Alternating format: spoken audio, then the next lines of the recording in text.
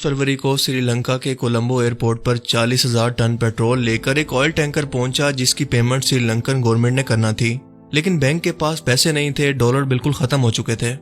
वजीर खजाना से राब्ता किया गया तो पता चला कि स्टेट बैंक के पास सिर्फ 2 अरब और 30 करोड़ डॉलर ही मौजूद हैं, और वो भी करेंसी की शक्ल में नहीं।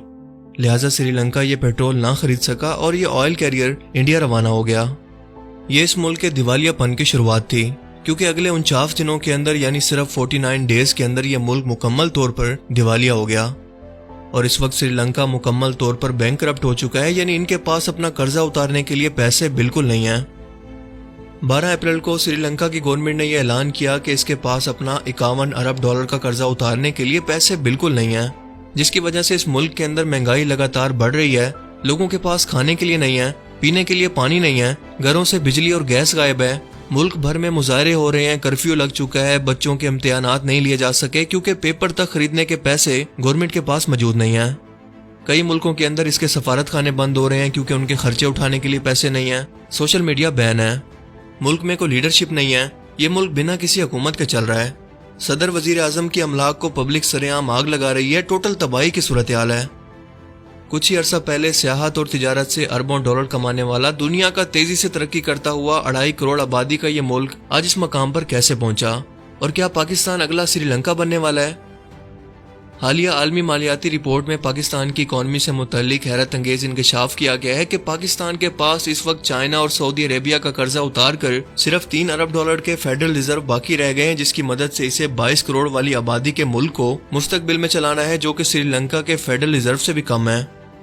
इसीलिए अगर अगले 4 से 6 महीनों के अंदर कोई बड़ा फैसला ना किया गया तो पाकिस्तान भी श्रीलंका की तरह बैंकरप्ट होने वाला है। इसकी मईशत तबाह होने वाली है। हैरत अंगेज तौर पर ब्रिटिश राज से आजाद होने वाले इन दोनों मुल्कों के अंदर हद से ज्यादा ममासलत मौजूद है। और अगर आप डिटेल के अंदर ऐसे हालात का जायजा लें जिसकी वजह से श्रीलंका को आज इस तबाही पर आना पड़ा, तो आपको सुनकर ऐसा लगेगा कि आप श्रीलंका की नहीं बल्कि पाकिस्तान के हालात की बात कर रहे हैं। और वो हालात और रिजेम्बलेंस क्या है, आइए जानते हैं।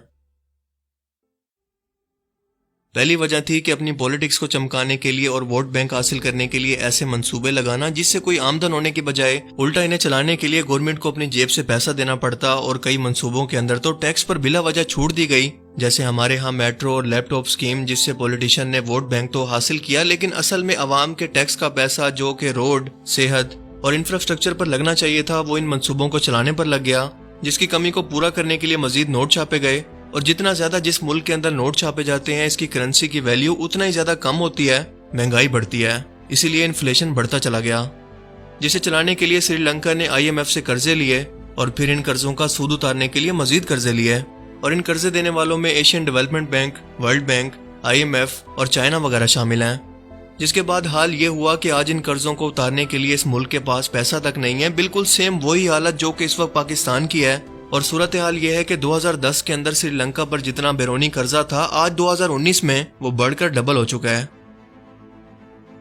2019 में श्रीलंका के अंदर कई धमाके हुए, जिसकी वजह से यहाँ की खूबसूरती को हर साल देखने आने वाले टूरिस्ट खौफ के मारे यहाँ पर आना बंद हो गए।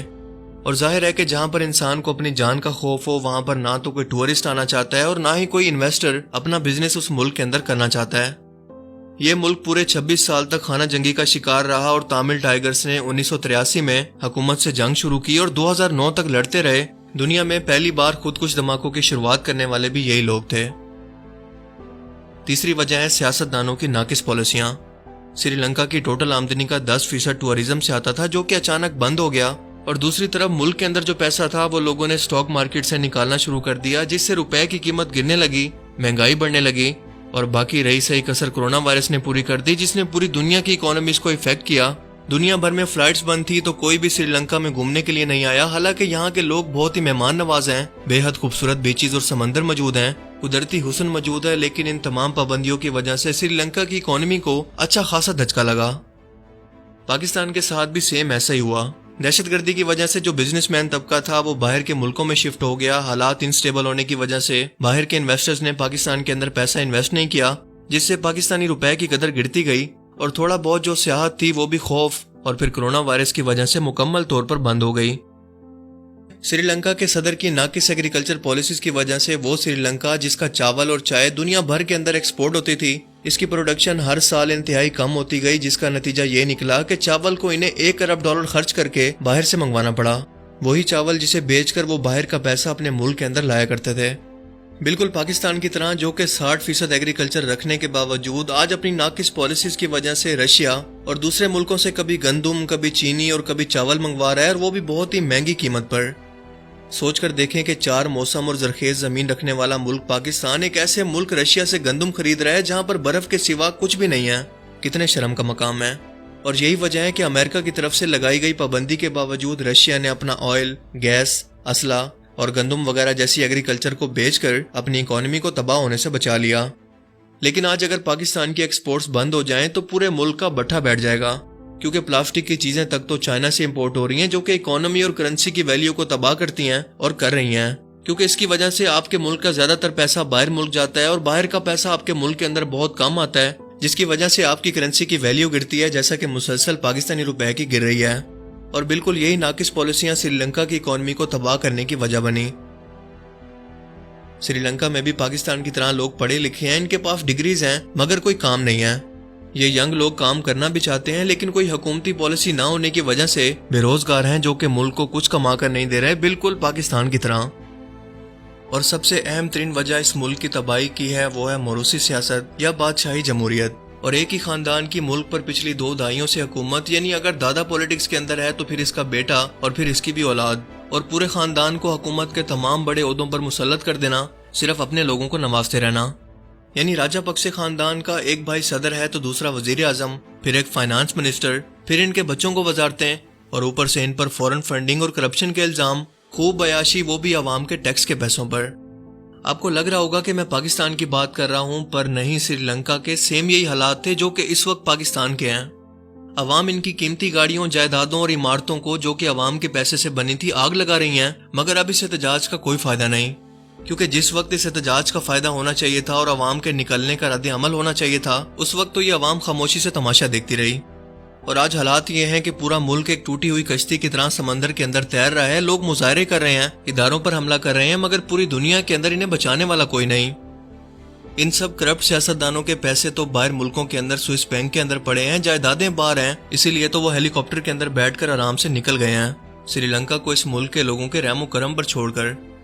اس ملک کے بجلی کے پاور پلانٹس، جو کہ ڈیزل، آئل اور کوئلے پر چلتے ہیں، انہیں خریدنے کے لیے پیسے نہیں ہیں، اسی لیے 8 گھنٹے تک اس ملک کے اندر آج لائٹ نہیں ہے، ٹرانسپورٹ بند ہو چکی ہے، ریل سروس بھی بند ہے۔ صرف ایک امید باہر ملک میں رہنے والے سری لنکا کے شہری تھے، جنہوں نے اس کرپٹ حکومت کی وجہ سے پیسے بھجوانا بند کر دیے، اور یہ ملک آج بالکل تباہی کی طرف چلا گیا۔